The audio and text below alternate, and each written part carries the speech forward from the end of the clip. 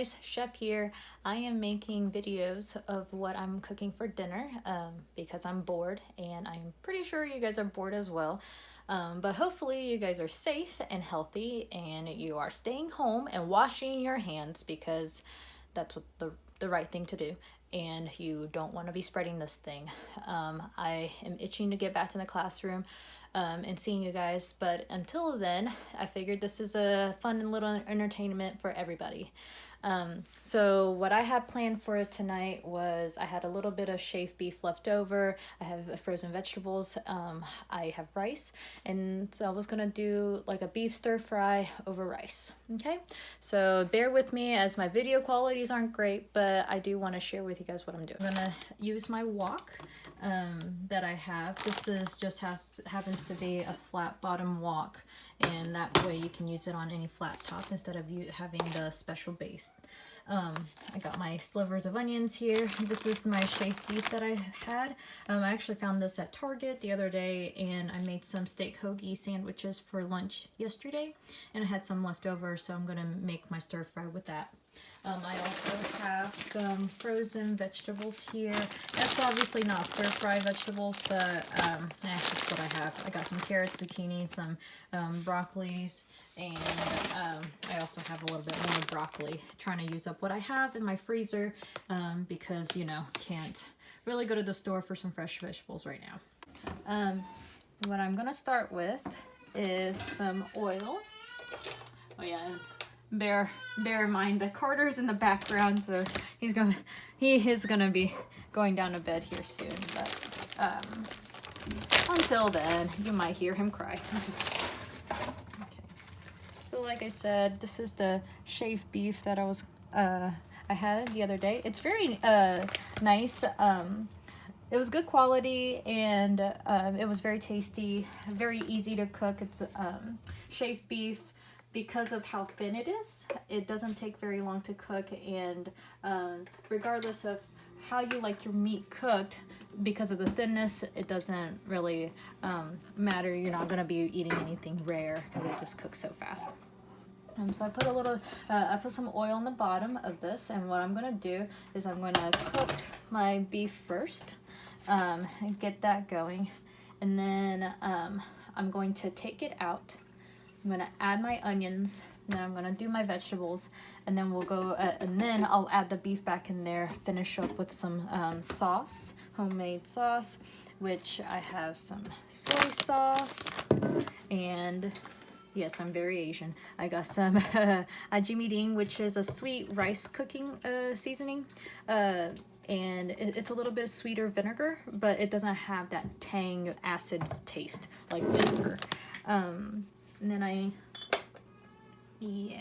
think that's, I do have a little bit of seasoned rice vinegar as well.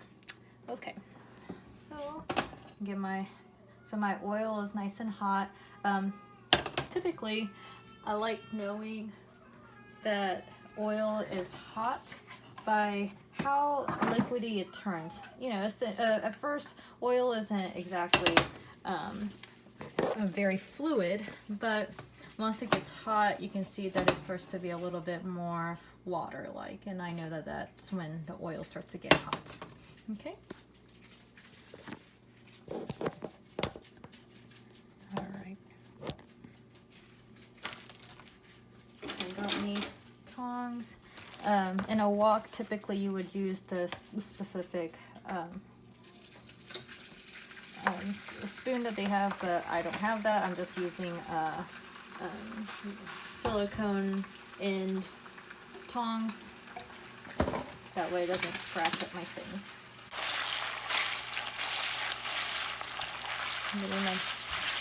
As you can see, the beef is already cooking. I'm spreading it out. I'm just trying to get some of that rareness out of here.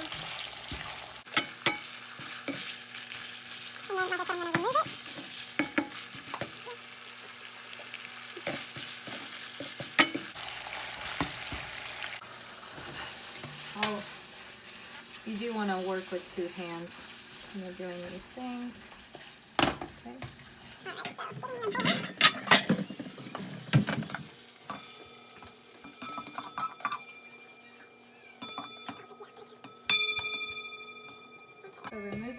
be. And then I'm gonna add my onions. And the fun thing about the wok is that you can do everything in one pan and in one specific heat. It doesn't have to be, you don't have to up and down the heat, okay? Ooh, hello. Okay.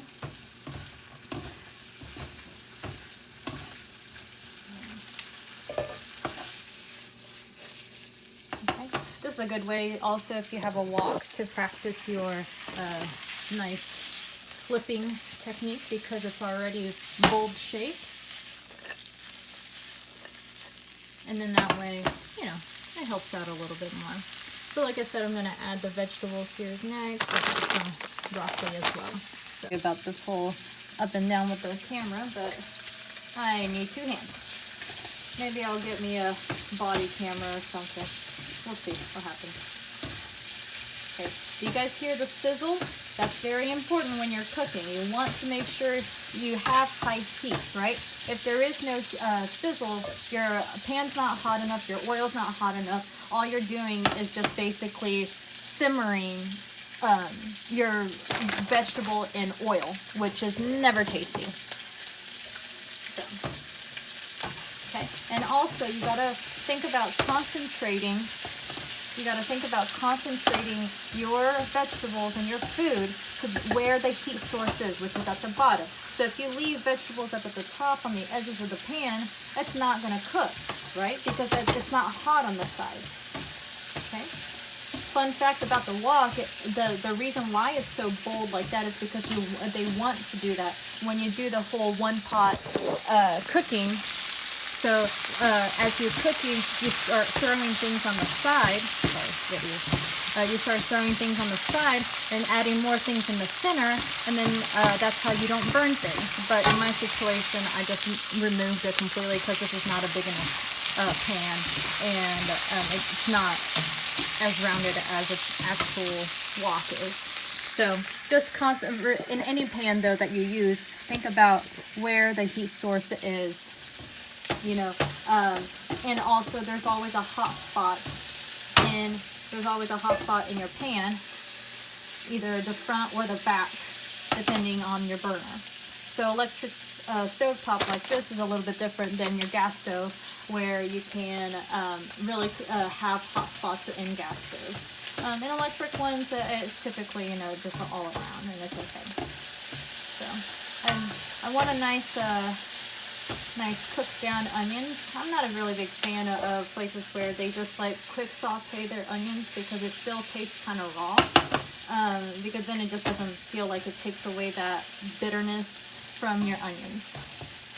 One, to see it start to wilt, right? And then you want to start be able to see through, translucent, right? And depending on how hot your pan got and how hot your oil is, you might get a little bit of color as well. But because we had some beef juice already in there, it's not going to get as brown as if you were just sauteing in a saute pan. Okay, so I'm going to put that aside. I'm going to open up my vegetables.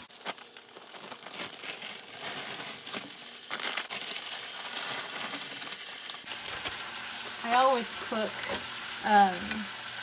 so that so that I can eat for multiple days, multiple meals for me and my husband, because we do have a baby. It's really hard to keep up with some of the cooking and stuff like that. So if I can try and cook a big batch at a time, that helps out in the long run. I just covered it up right there just so that some of the steam can help the frozen vegetables cook down a little faster. Okay.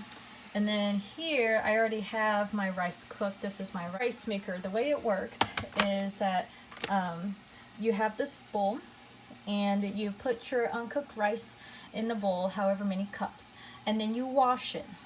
I usually do 3 times so that when you're running water through it, it comes out clear. You don't want it to be a cloudy water.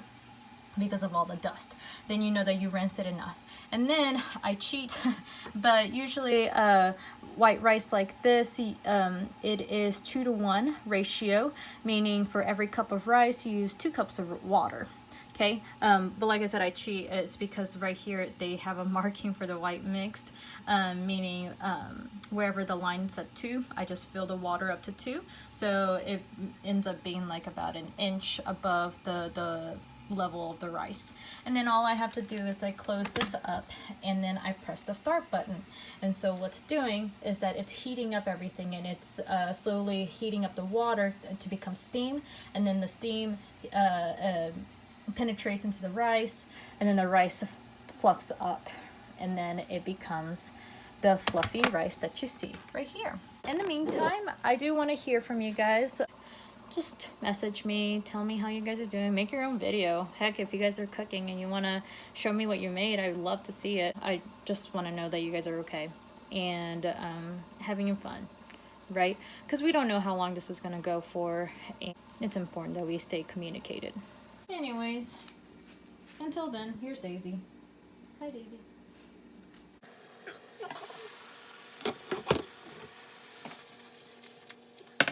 All right, so good. It looks like my vegetables are starting to get nice and hot. But right now what's happening is that it's just steaming, right? Because I shut it with the lid, and that's fine. It's what I wanted because I wanted to get hot very quickly. But I do want to get rid of this juice because it's just literally vegetable water. Opening up a crevice in the center because that's where the juice is concentrated. It's where you want your liquid to go, and then it will evaporate a lot quicker. So here is that. I am going to put my beef back in, okay, the beef that I had cooked earlier. Okay. And then I'm gonna add my seasoning. Give me my bowl. Good. So I got some soy sauce. And I'm gonna go light on this seasoning because Steven doesn't like a lot. But you guys, you know, definitely go to your taste. Remember that soy sauce is salty. It is a form of sodium. So this ajimering, which is the sweet one, it actually adds a little bit of sweetness to it.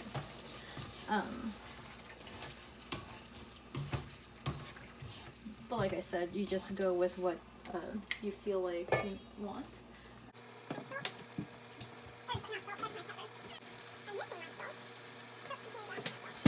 And then I also have a little bit of garlic I'm gonna add here. Because Asian cuisine loves their garlic. Be light on the salt because of the soy sauce, like I said earlier. Okay? Okay, and so this is a good time to taste how your seasoning is, because I'm gonna do a little trick. Right before we went on this hiatus, I should talk to you guys about the different kind of thickeners, right?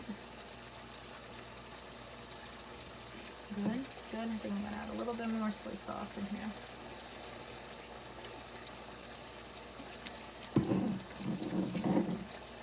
Very good. So anyways, the thickeners. Pop quiz, who can remember? Just kidding.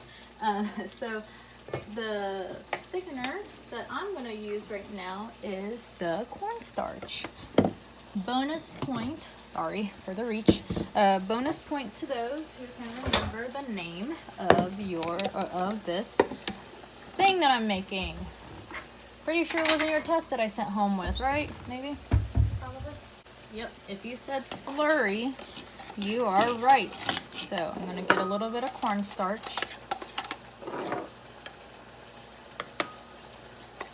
And a little bit does go a long way. So don't think that you have to use like a whole cup of this stuff. Because you can always add more. You can't take away, right? So remember, slurry is the mixture of cornstarch with cold liquid, right? So you got here the cold liquid. Let's see, hopefully I can hold it correctly. And it looks like milk now. And then what's gonna happen is that I'm gonna add it to my stir fry here. And it should coagulate.